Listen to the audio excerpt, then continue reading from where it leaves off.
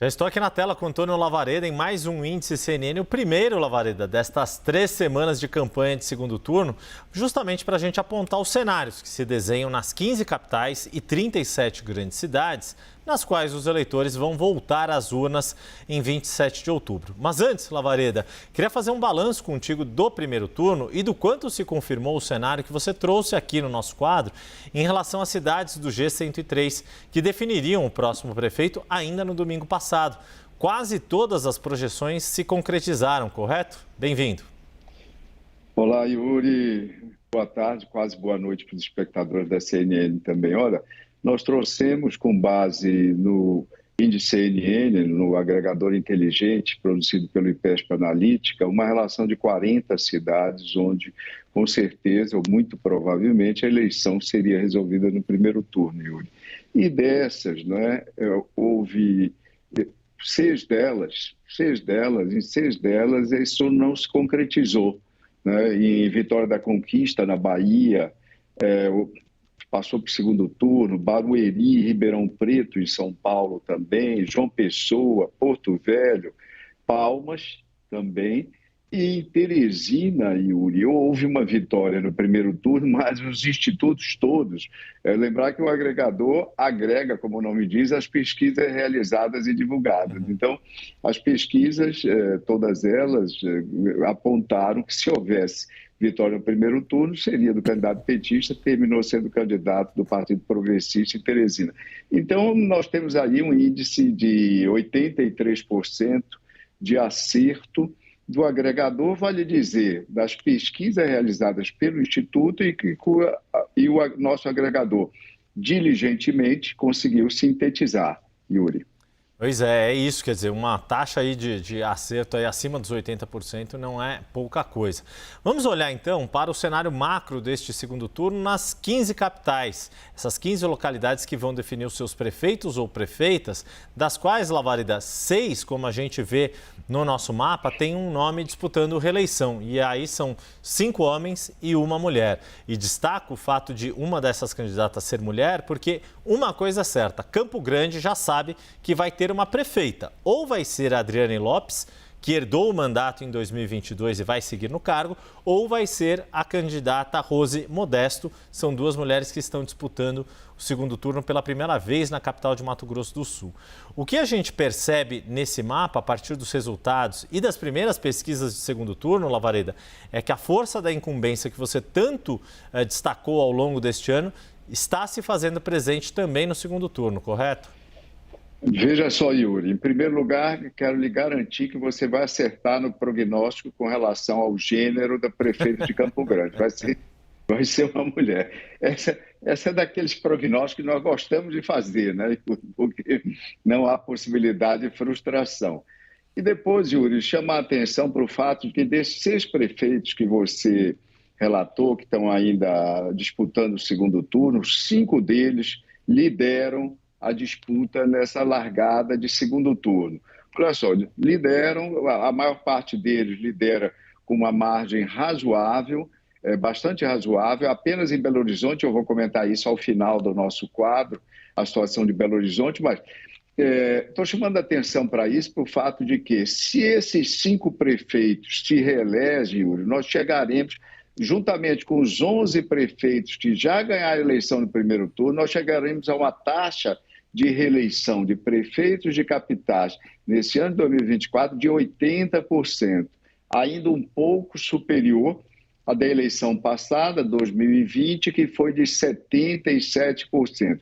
Corrobora as nossas expectativas, Yuri, minhas e suas também, nós compartilhamos isso desde os primeiros quadros, né? Aqui no programa no 360. Desde o início nós chamávamos atenção para isso. E vai ficar, se confirmar esses 80%, Yuri, ficará no mesmo patamar praticamente do quadro de reeleição de prefeitos no Brasil. Aqueles prefeitos que se reelegeram sem necessidade de segundo turno, porque apenas 103 municípios têm esse requisito.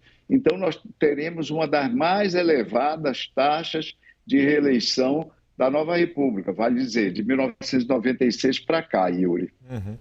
Bom, vamos trazer então 2 exemplos disso que o Lavareda está falando, de capitais que já têm pesquisas divulgadas nesta semana e que com isso o agregador do IPESP Analítica já pode fazer um primeiro cálculo das intenções de voto dos eleitores, e aqui a gente já está fazendo do jeito que o TSE faz com os votos válidos. Já está na sua tela os dados de São Paulo. O prefeito, Ricardo Nunes, enfrentou uma disputa acirrada no primeiro turno, mas conseguiu terminar à frente e está aparentemente fazendo valer esse favoritismo de incumbente, tendo aí uma vantagem considerável em relação a Guilherme Boulos do PSOL, Lavareda. Aí, Yuri, vale destacar o seguinte: primeiro, o tamanho da margem, né? 18 pontos. Por acaso, Yuri, não necessariamente por acaso, mas isso tem bastante a ver, dado que as eleições são processos contínuos ao longo do tempo, em última instância. Esse número, 59-41, que é um número arredondado, como o índice CNN projeta, né? Arredondando os números dos institutos de pesquisa, é exatamente o mesmo número, arredondado também, da vitória de Bruno Covas sobre Guilherme Boulos na eleição passada, em 2020. Ou seja, o segundo turno está começando do ponto em que, no qual a eleição de 2020, no segundo turno, terminou. Yuri, 18 pontos de diferença, que foram uma das eleições com uma maior distância do primeiro contra o segundo colocado na cidade de São Paulo. Lembrando, como eu destaquei, nós tivemos a oportunidade de chamar a atenção também, Yuri, na noite, em que ficou claro que os dois que disputariam a eleição em São Paulo no segundo turno seriam Nunes e Boulos. Nós chamamos a atenção para o fato de que das 6 eleições, né, quando houve segundo turno em São Paulo, uma única vez o segundo colocado tinha conseguido ultrapassar o primeiro, que foi na eleição de 2012, quando Haddad ficou 1 ponto abaixo de Serra, mas ganhou a eleição no segundo turno, Yuri. Temos outra capital aqui já com estimativas do agregador de pesquisas, que é Goiânia.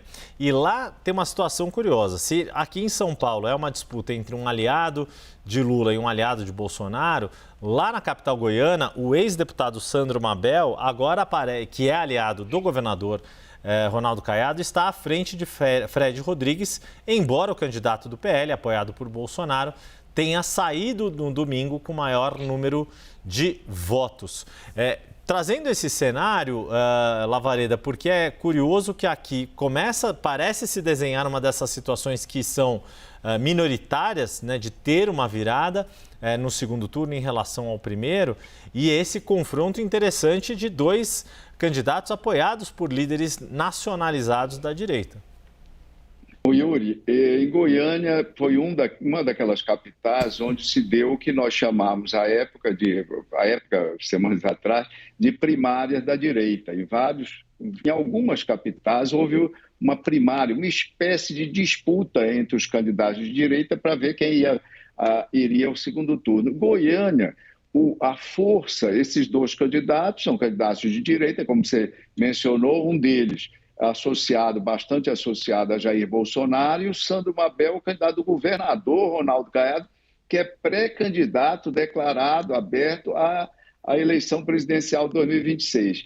E Goiânia é uma daquelas cidades onde o mercado bolsonarista, vamos chamar assim, o tamanho do apoio ao ex-presidente é muito grande. Ele ganhou a eleição lá, Yuri, no segundo turno, com 64% dos votos. De qualquer forma, quem fala em 64% está lembrando que do outro lado tem 36% dos eleitores que votaram em Lula. Provavelmente quem vai desempatar essa contenda no segundo turno, Yuri, são os eleitores que votaram em Lula e que estão fora e que não têm candidato nesse segundo turno, mas eles têm tamanho suficiente para desempatar esse jogo, Yuri. Sem dúvida alguma, inclusive porque a candidata do PT, Adriana Corsi, ficou em 3º lugar no primeiro turno das eleições em Goiânia. Para a gente encerrar, Lavareda, quais outras capitais você gostaria de destacar? Você já falou de uma delas, já deu spoiler um pouquinho antes, que é Belo Horizonte, e de fato uma das corridas mais interessantes no primeiro turno e que está prometendo muito neste segundo turno das eleições municipais. Exatamente, Yuri. Nós temos 15 capitais disputando o segundo turno. Em 13 delas, a distância atual, a distância da largada ou a distância definida pelo agregador, porque não há pesquisa para hoje, antes do primeiro turno, é de 10 pontos ou mais. Distância larga. Obviamente pode ser alterado, mas distância larga. Em apenas 2 capitais há uma competição acirrada e estreita, que são Fortaleza, onde o André Fernandes, do PL, lidera sobre Evandro Leitão, do PT, 52-48, 4 pontos, então nós estamos falando de margem de erro, e Belo Horizonte, onde o prefeito Fuad Noman enfrenta Bruno Engler, ele com 51, Bruno Engler com 49 também, esse é quase um empate nominal. O que é que tem de curioso aí, o que é que provavelmente nós devemos ficar prestando atenção, Yuri?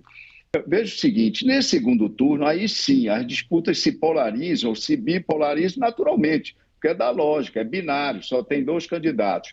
Em Fortaleza, quem está ganhando no momento é o André Fernandes. Acontece que em Fortaleza, o Lula ganhou por uma diferença de 16 pontos no segundo turno em relação a Bolsonaro, em 2022. Em Belo Horizonte, quem está ganhando é o Fuad Noman, que tem o apoio da esquerda, que tem o apoio do Lula, dos lulistas em última instância. Lá, o Bolsonaro ganhou por 8 pontos, 54-46 do Lula. Ou seja, nesse momento, no segundo turno, que as disputas são mais politizadas, quem está atrás vai buscar uma referência nacional, uma referência na polarização nacional, para tentar virar o jogo atual.